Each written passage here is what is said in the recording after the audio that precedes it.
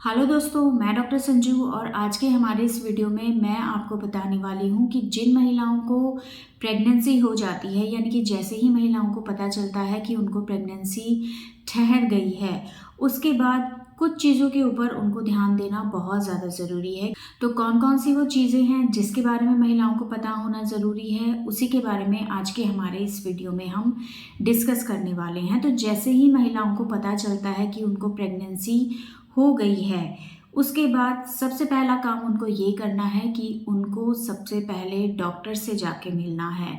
जी हाँ, डॉक्टर से मिलना आपके लिए बहुत ज़्यादा ज़रूरी होता है। डॉक्टर आपके ऐसे में कुछ ब्लड टेस्ट करते हैं और कुछ ज़रूरी दवाइयाँ वो आपको देते हैं, जो कि आपको प्रेगनेंसी के दौरान लेना बहुत ज़्यादा ज़रूरी है। ऐसे में डॉक्टर ब्लड टेस्ट के साथ साथ आपका पहला अल्ट्रासाउंड भी करवा सकते हैं, जो कि आपको करवाना बहुत ज़्यादा ज़रूरी है, क्योंकि इस अल्ट्रासाउंड में बच्चा कहाँ लगा है, बच्चे की धड़कन कितनी है, बच्चा कितने हफ्ते का है, इस चीज़ से रिलेटेड हमें सारी इन्फॉर्मेशन मिल जाती है। अल्ट्रासाउंड जो होते हैं वो पूरी तरह से सेफ़ होते हैं और कई बार बहुत सी महिलाओं को आपने देखा होगा कि महिलाओं को प्रेगनेंसी जो है वो बच्चेदानी में नहीं लग के ट्यूब में लग जाती है, और इससे आगे चल के महिलाओं को बहुत सारी परेशानियां हो सकती है। या बहुत सी महिलाओं को थायराइड की प्रॉब्लम होने लगती है प्रेगनेंसी के दौरान, या महिलाओं को डायबिटीज़ या ब्लड प्रेशर जैसी परेशानियां होने लगती हैं। तो इन चीज़ों के कितने रिस्क आपके शरीर में हैं होने के, उन चीज़ों का पता ब्लड टेस्ट से लग जाता है। और अगर किसी चीज़ की कमी शरीर के अंदर लगती है, जैसे कि बहुत सी महिलाओं को थायराइड हार्मोन कम रहता है, तो डॉक्टर उससे रिलेटेड आपको कुछ मेडिसिन दे सकते हैं। या अगर आपको उल्टियों या जी मिचलाने की समस्या बहुत ज़्यादा हो रही है, जिसकी वजह से आप खाना पीना नहीं खा पा रही हैं, तो उससे रिलेटेड मेडिसिन वो दे सकते हैं। या अगर आपको पहले की प्रेगनेंसी में किसी तरह के रिकरेंट अबॉर्शन की हिस्ट्री रही है, तो ऐसे में कुछ ऐसी दवाइयाँ वो दे सकते हैं जिससे इस प्रेगनेंसी में किसी तरह की कोई दिक्कत ना हो। तो ये सारी चीज़ें जब आप डॉक्टर के पास जाते हैं, तो डॉक्टर उसके अकॉर्डिंग आपको एडवाइस कर देते हैं कि अब आपको आगे क्या करना है, और उनको लगता है कि किसी मेडिसिन की अगर रिक्वायरमेंट है तो वो आपको दे देते हैं। और इन दवाइयों का किसी तरह का कोई नुकसान नहीं होता है।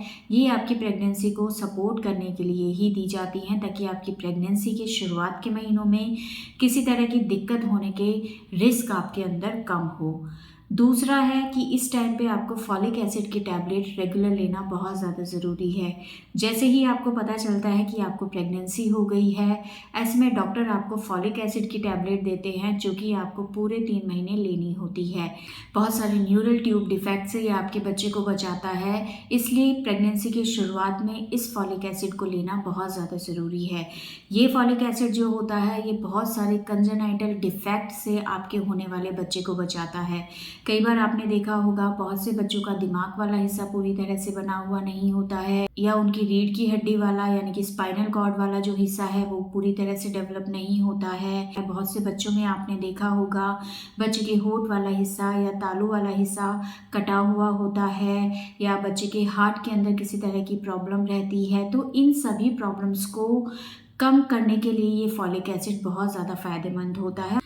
तीसरा है कि जब आपको प्रेगनेंसी ठहरती है, उसके बाद से आपको अपनी डाइट के ऊपर प्रॉपर ध्यान देना है। ऐसा नहीं है कि आपको 2 लोगों का खाना खाना है, आप डाइट नॉर्मल ले सकते हैं जितनी आपको भूख है, लेकिन उस डाइट के अंदर प्रोटीन की मात्रा ज़्यादा होनी चाहिए, हेल्दी फैट्स होने चाहिए, हरी सब्जियां, फ्रूट्स ज़्यादा से ज़्यादा होना चाहिए, दूध या दूध से बनी हुई चीज़ें आपकी डाइट में शामिल होनी चाहिए, जिससे आपको हर तरह का विटामिन्स, मिनरल्स या जितने भी हेल्दी फैट्स होते हैं वो आपके शरीर को मिले। और बच्चे की नई कोशिकाओं के निर्माण के लिए, ऑर्गन्स के बनने के लिए प्रोटीन की रिक्वायरमेंट इस टाइम पे सबसे ज़्यादा होती है, तो वो प्रोटीन भी आपकी डाइट के थ्रू आपके बच्चे को मिल सके। तो इसलिए आपकी डाइट का भी एक बैलेंस्ड रूप में होना बहुत ज़्यादा ज़रूरी होता है, जिसमें हर तरह का न्यूट्रिएंट आपकी डाइट में शामिल हो, जैसे कि कार्बोहाइड्रेट, फैट, प्रोटीन्स,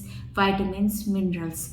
और चौथा है कि आपको अपनी प्रेगनेंसी के शुरुआत के 3 महीनों में किसी तरह का एक्सर्शन नहीं लेना है, यानी कि आपको प्रॉपर रेस्ट करना है, बहुत लंबा ट्रैवल आपको अवॉइड करना है।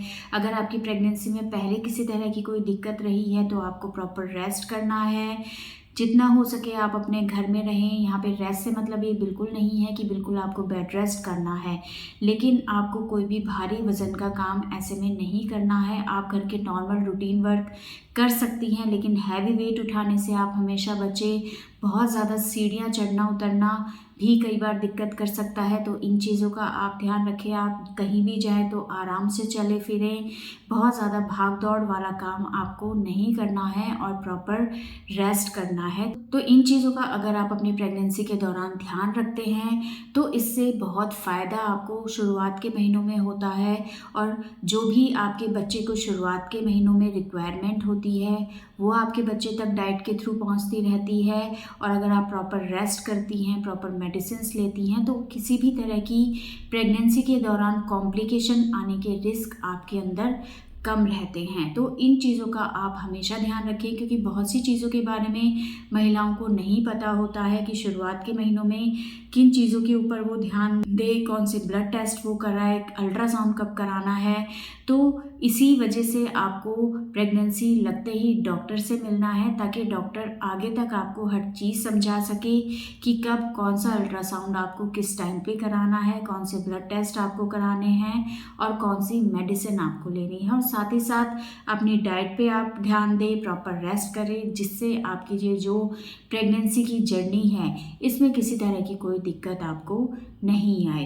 तो दोस्तों ये था आज का हमारा वीडियो। अगर इस वीडियो से रिलेटेड आपके और किसी तरह की कोई सवाल हैं जो आप हमसे पूछना चाहते हैं, या कोई और टॉपिक जिसके बारे में आप जानना चाहते हैं, तो आप हमें कमेंट कर सकते हैं। और हमारे आने वाले वीडियोज़ को देखने के लिए हमारे इस चैनल को सब्सक्राइब ज़रूर करें।